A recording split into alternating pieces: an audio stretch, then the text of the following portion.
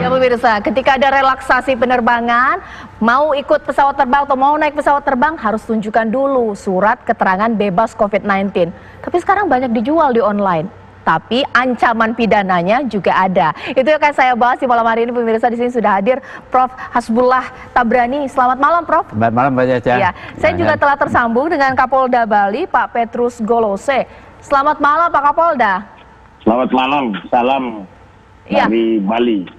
Pak Kapolda, ini bagaimana kemudian kronologis hingga ditangkap ada 7 orang ya Pak ya, komplotan penjual surat bebas COVID-19 Pak?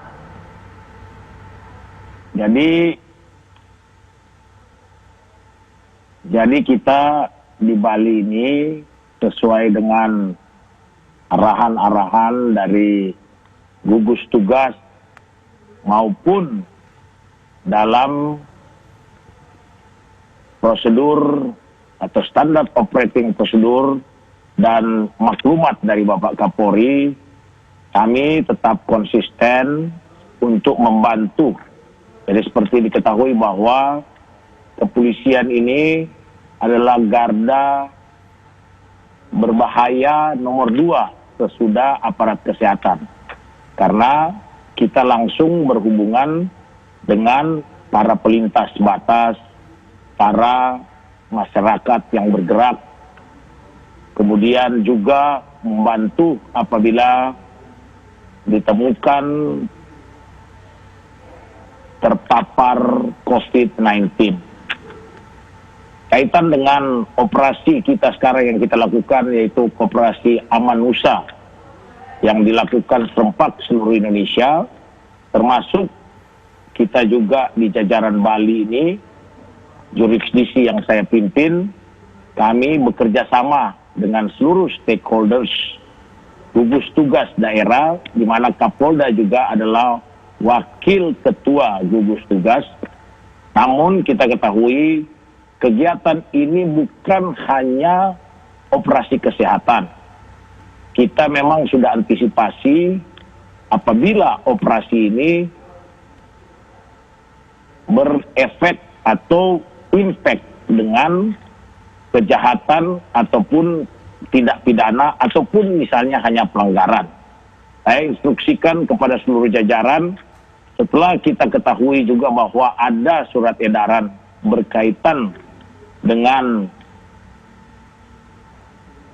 diperlukannya syarat orang untuk melakukan atau bepergian, kita juga melakukan operasi yang kita sebut dengan operasi Amanusa yang kita melakukan pos-pos penyekatan.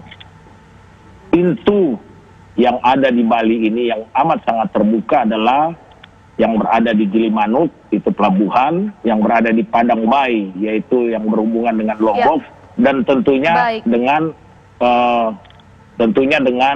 airport. Baik. Nah, sehingga kita bisa ketemu dengan para pelaku yang kira-kira dengan ada surat itu kita tahu ada 5 persyaratan. Baik. Ya. Pak Jenderal, ditahan dulu. Nanti saya akan tanya ini ancaman hukuman kepada mereka ini seperti apa. Bahkan juga saya nanti akan tanyakan juga di sini. Ini ada aja ya akal-akalan dari masyarakat ya. Tapi sebenarnya kalau misalnya ada surat palsu COVID-19, Prof, gak bisa dibedakan juga kan dengan yang asli karena hanya sekedar surat. Sebenarnya apa sih esensinya mau ikut naik pesawat terbang, tunjukin hanya sekedar 1 surat. Bagaimana nih? Ya, ini memang dampak dari sebuah kompromi di mana kepentingan ekonomi diakomodir, maka dilonggarkan. Tapi dilonggarkan tetap protokol kesehatan harus dipenuhi. Ya. Jadi protokol kesehatannya kalau dia sehat, tidak menularkan orang lain, tidak apa-apa. Tapi dan harus dibuktikan bahwa dia sehat dengan surat kesehatan. Nah, kalau surat kesehatannya palsu, maka bisa jadi orang yang sakit pergi dan menularkan lagi di dalam pesawat atau di dalam bus segala macam. Dan ini adalah pelanggaran sangat berat karena melanggar 2 hal. Pertama, surat keterangan palsu, surat kesehatan palsu dalam Undang-Undang Praktek Kedokteran itu pasal 73 Undang-Undang nomor 29 tahun 2004 diancam hukuman 5 tahun atau denda 150 juta.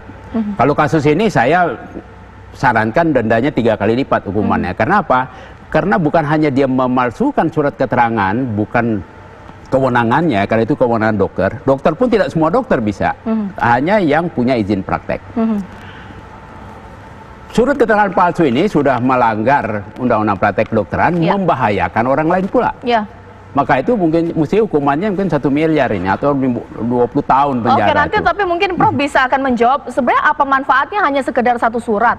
Toh kemudian rapid test juga tidak akurat, sama saja bisa menularkan jika kemudian dia benar-benar positif. Bahkan saya juga nanti akan tanya ini apa ancaman hukuman pidana bagi si pembuat surat palsu sesaat lagi. Di Apa Kabar Indonesia Malam.